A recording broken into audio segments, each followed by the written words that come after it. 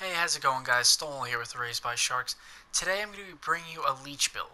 So this whole build is designed around getting close to a monster and sticking on them and also healing yourself. So it's a cross between a vampire build and a tank build with a little bit of evasion and DPS built in. It's not going to be your stereotypical high DPS build. Your goal is to be a little bit more supportive. You're going to use a challenger mantle to draw the monsters onto you, distract them, and let your teammates do what they have to do while keeping yourself alive doing it. So because of the skills in this build and, its general purpose, the weapons you're going to want to use with it are the lance, gun lance, and sword and shield. Those weapons also have the objective of staying right on top of the monsters, sticking on them to deal damage, and staying right underneath their feet, hitting all different parts of the monster. So just to show you the health regen, if you happen to be as bad at lance as I am, where you almost cart in the training area, you could save yourself with pokes like this.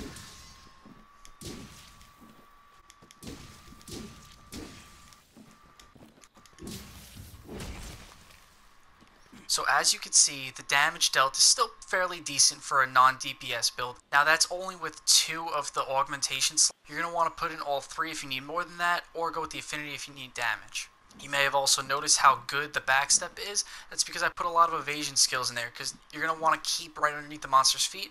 This will help you position properly and also stay alive.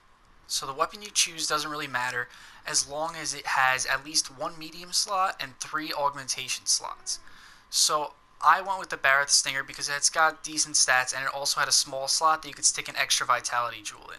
You're going to want to go with definitely 2 health regen augmentations. The third one is up to you whether you want extra health regen after seeing that or if you want the extra 10% affinity for DPS. The charm you're going to want to use is the Leaping Charm 2 for 2 levels of Evade Extender. You're also going to want to use the Challenger Mantle to draw the monster onto you because like I said, this is more of a support build. I like to go with the health booster on this because you would slap on the Challenger Mantle, drop the health booster at the monster's feet, and stick right there. This will keep you alive and you won't have to move around too much or sheath to heal ever.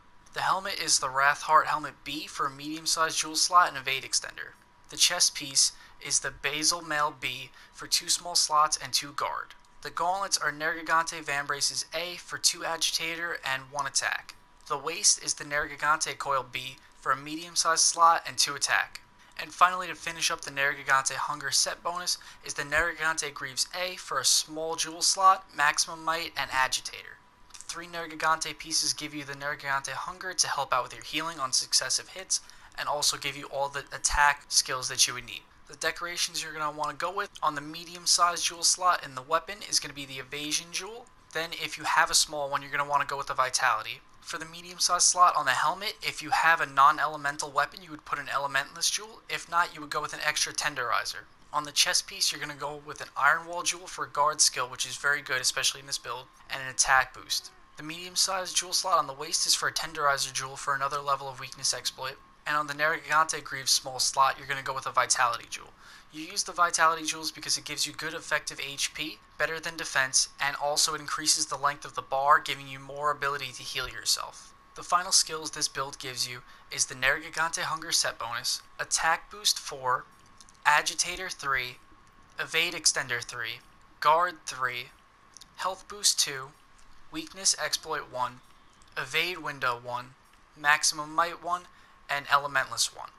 So obviously a couple of these skills are flexible, but the core of it is still the same, and your objective is to stick right underneath the monster's feet, poke them a couple times with whatever weapon you're using to regen your health and keep yourself high and strong, and to really protect your teammates from all of the aggro from the monster. Especially with that Tempered Devil Joe, his attacks can really devastate teammates, so you can keep yourself alive with this build and keep them alive so that way they can deal damage, especially for a gunner. I will say there is a skill out there that's better than the guard, and it's the guard up skill. The jewel is incredibly rare. If you can get it, I recommend switching whatever you need out of this build to fit it in because it's better than the guard. It'll let you block attacks that normally would be unblockable, like Valhazak's Death Beam or Nergigante's Final Dive Bomb. The guard skill will block the majority of hits, but there are a few that you can't block with this skill. Overall, I think the build is very nice looking, which is rare for a mix set, and I think for a support set, this is fairly different. I mean, obviously there's a lot of vampire builds out there, but I haven't seen any vampire tank builds, so even if you don't like Lance, which I personally don't, I'm terrible with it, but I gave it a shot anyway because I thought this build would be fun, so I put it together for you guys.